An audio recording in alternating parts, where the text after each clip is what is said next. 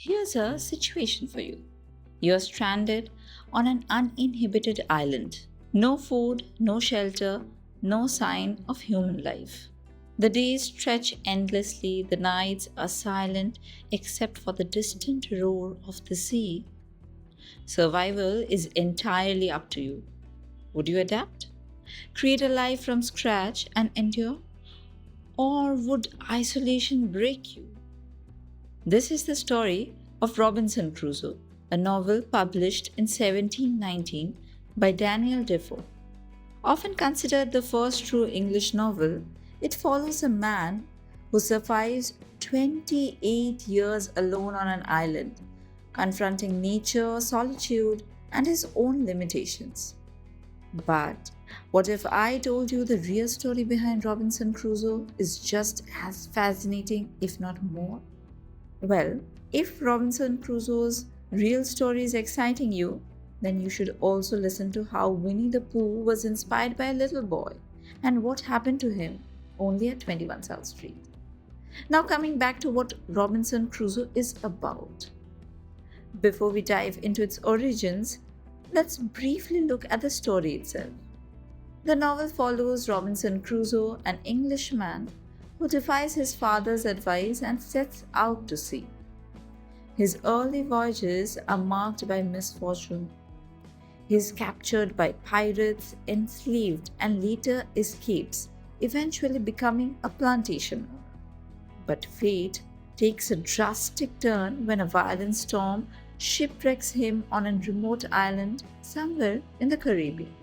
Alone, Crusoe must build a new existence. Over time, he creates shelter, cultivates crops, domesticates animals, and even makes rudimentary tools. His years of solitude shape him into a self-reliant survivor. But his loneliness ends when he encounters Friday, a native man he rescues from cannibals. The two form a complex relationship navigating language, culture, and the power dynamics of the time. After 28 years of isolation, yes, you have heard it right, 28 years. After that long period of isolation, Crusoe is finally rescued and returns to England, forever changed by his extraordinary experience.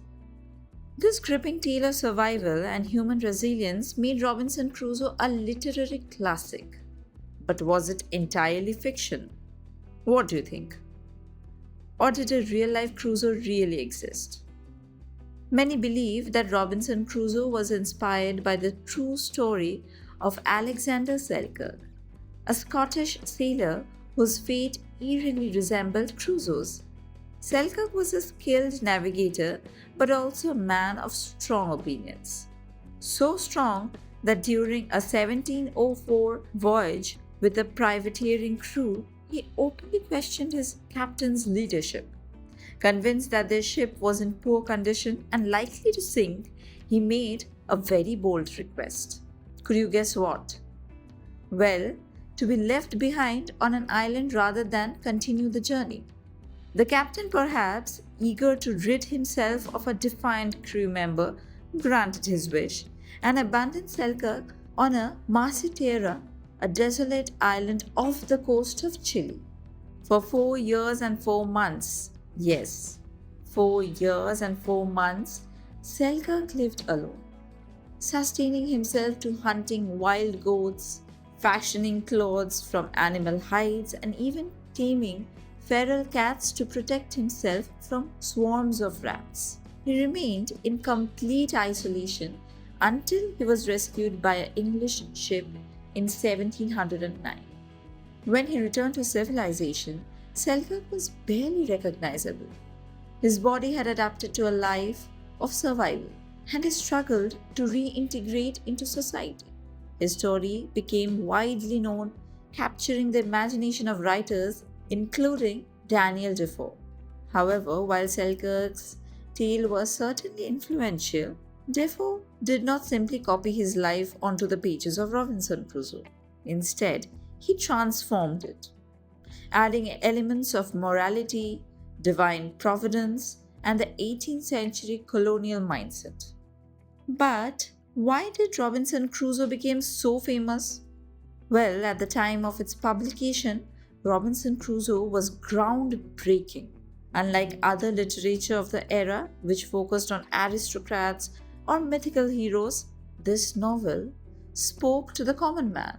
It was a tale of perseverance, human ingenuity, and the indomitable will to survive. Many readers believed it was a true account rather than fiction, thanks to Defoe's journal like writing style.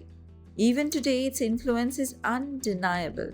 From Castaway to Life of Pi, modern survival narratives owe a great deal to the legacy of Robinson Crusoe. But there is also another interesting fact. Did you know that in the Soviet Union, the book was banned at one point because its themes of individualism were considered dangerous to communist ideology? What do you think about it? Was it so? Beyond being an adventure novel, Robinson Crusoe raises profound questions about human resilience and self sufficiency. And perhaps most importantly, Robinson Crusoe taps into something universal. Could you guess what? Well, it's her fascination with survival against the odds. Whether stranded on an island or facing life's unexpected challenges, the core lessons remains the same. Adapt, endure, and overcome. What do you think Robinson Crusoe would look like if it were written today? Would Crusoe still be the ultimate survivor? Or would technology change his fate entirely? Would his story still resonate in a world where survival is more about mental endurance than physical isolation? Well, I would love to hear your thoughts in the comments, and please keep the conversation going. And if you enjoyed this deep dive, subscribe to 21 South Street for more fascinating explorations into the stories behind the stories. There are plenty more literary secrets waiting to be uncovered just for you. Until next time, keep reading, keep exploring, and remember, every great story has even a greater story behind it.